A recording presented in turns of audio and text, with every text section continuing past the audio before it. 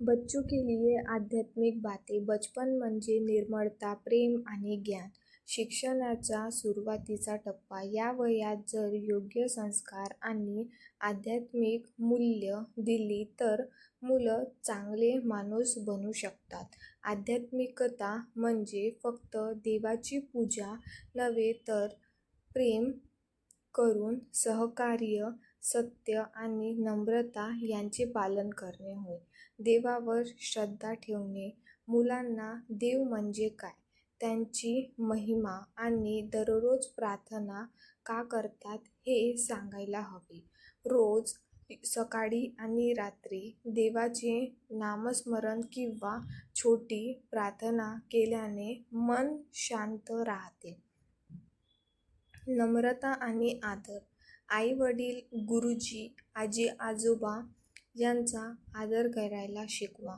त्यांचं आशीर्वाद हे जीवनात खूप महत्त्वाचं असतं. चांगले कर्म करा. देव फक्त मंदिरात नाही तर प्रत्येक जणात आहे.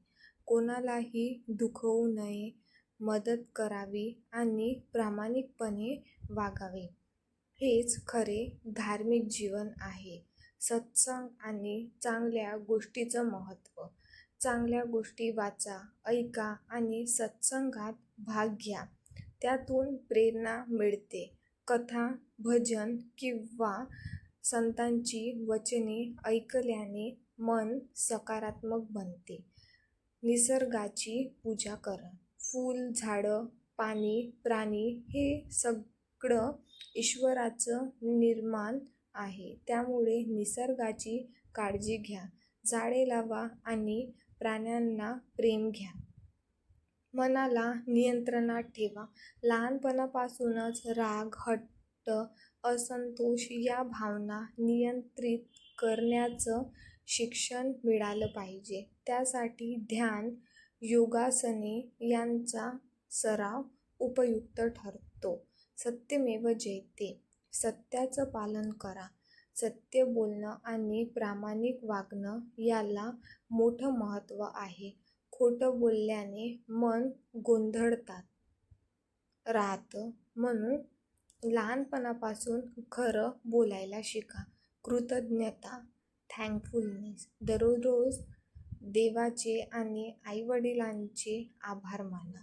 थँक्यू किंवा धन्यवाद हे शब्द मनापासून बोलले गेले पाहिजे. आत्मा म्हणजे आपली खरी ओळख. आपण फक्त शरीर नाही तर एक आत्मा आहोत. शुद्ध चैतन्य स्वरूप ही ओळख आध्यात्मिकतेची खरी सुरुवात आहे. आनंद ही खरी भक्ती. आध्यात्मिकता म्हणजे नेहमी आनंदित राहणं. जेव्हा आपण चांगलं वागतो, प्रेमाने वागतो, तेव्हा देव आपल्यात असतो. तात्पर्य, लहान वयात आध्यात्मिक विचार मनात रुजवले तर मुलं सुंदर विचारांचे, शांत, आत्मविश्वासू आणि चांगल्या संस्कारांचा व्यक्तिमत्व घडवू शकते. त्यामुळे पालकांनी वेळोवेळी मुलांशी संवाद साधून त्यांना चांगल्या गोष्टी शिकवाव्यात.